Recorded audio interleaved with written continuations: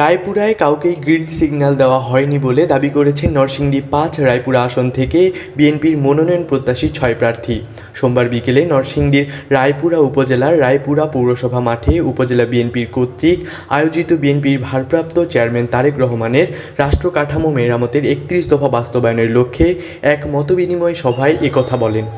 জেলা বিএনপির সহসভাপতি ফাইজুর রহমানের সভাপতিত্বে ও উপজেলা বিএনপির সাধারণ সম্পাদক আব্দুর রহমান খোকনের সঞ্চালনায় উপস্থিত ৬ মনোনয়ন প্রত্যাশীরা বলেন, আগামী জাতীয় সংসদ নির্বাচনে বিএনপির হাইকমান্ড থেকে এখনও পর্যন্ত কাউকে মনোনয়ন দেওয়ার ব্যাপারে কাউকে গ্রিন সিগন্যাল দেওয়া হয়নি।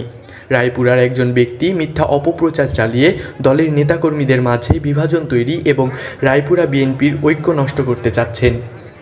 এ সময় মনোনয়ন প্রত্যাশীরা দলীয় নেতাকর্মীদের উদ্দেশ্যে বলেন, মতবিনিময় সভাকে ঘিরে দুপুর থেকেই উপজেলার বিভিন্ন ইউনিয়ন থেকে মনোনয়ন প্রত্যাশীদের সমর্থনে দলীয় কর্মী সমর্থকরা বিভিন্ন রং বেরঙের ফেস্টুন, ব্যানার ও বাদ্যযন্ত্র নিয়ে মতবিনিময় সভায় আসতে থাকেন। বেলা বাড়ার সাথে সাথে মতবিনিময় সভাস্থল কানায় কানায় পরিপূর্ণ হয়ে ওঠে।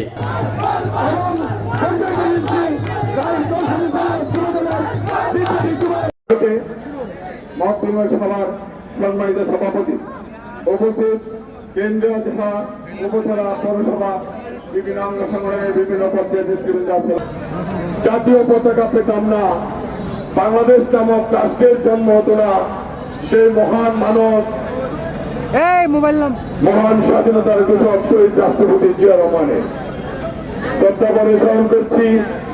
রায়পুরা থেকে ইতিপূর্বে নির্বাচিত গণমানুষের নেতা জনাব আব্দুল আলী মিলন শ্রদ্ধা বলে স্মরণ করছি।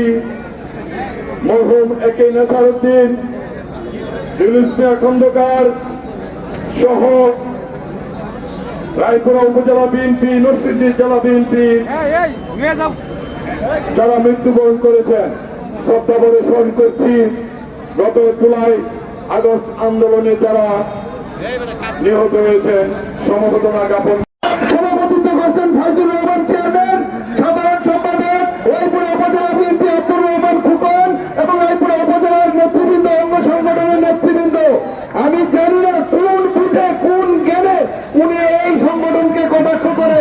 রায়পুরা বিএনপি ঐক্যবদ্ধ। আর আপনাদের সবার উদ্দেশ্যে আমি বলতে চাই, আমি বিএনপির কেন্দ্রীয় কার্যালয় বা বিএনপির কেন্দ্রীয় যে নেতৃবৃন্দ সকলের সাথেই কথা বলেছি। তারা আমাকে বলেছে রেড সিগন্যাল, গ্রিন সিগন্যাল এগুলোর জন্য পত্রিকা অফিসে যোগাযোগ করে। পত্রিকা অফিস থেকে এসব সিগন্যাল দেয়, বিএনপি আমরা কোনো সিগন্যাল দেই না। সর্বস্তরের নেতাকর্মীকে নিয়ে আমরা তারেক রহমানের ৩১ দফা কর্মসূচি বাস্তবায়নের লক্ষ্যে একটি সভা করি।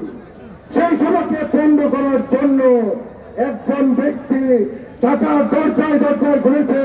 সেই সভা যেন আমরা রায়পুরার মাটিতে বাস্তবায়ন করতে পারে না পারি। সংগ্রামী বন্ধুগণ, সভা পৌরসভার ছাত্র দলের একটি বিশাল বিশাল মিছিল আমাদের মঞ্চের দিকে এগিয়ে আছে। তাদেরকে স্বাগত জানাচ্ছি, অভিনন্দন জানাচ্ছি। আছেন আরো বর্তমান কুকুর খেল কেটে মৃত্যুবরণ করেছেন। মনোনয়ন যোগ্যতা কি? সুন্দর চেহারা, গাড়ি বাড়ি টাকা। মনোনয়ন যোগ্যতা হলো আন্দোলন সংগ্রামে আপনি কি ভূমিকা রেখেছেন?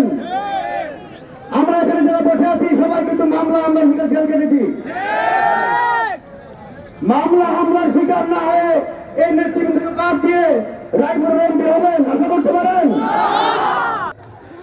আশিকুর রহমানের তথ্য ও চিত্রে তাসবিহ আল ওয়াসি, চ্যানেল 21, নরসিংদী।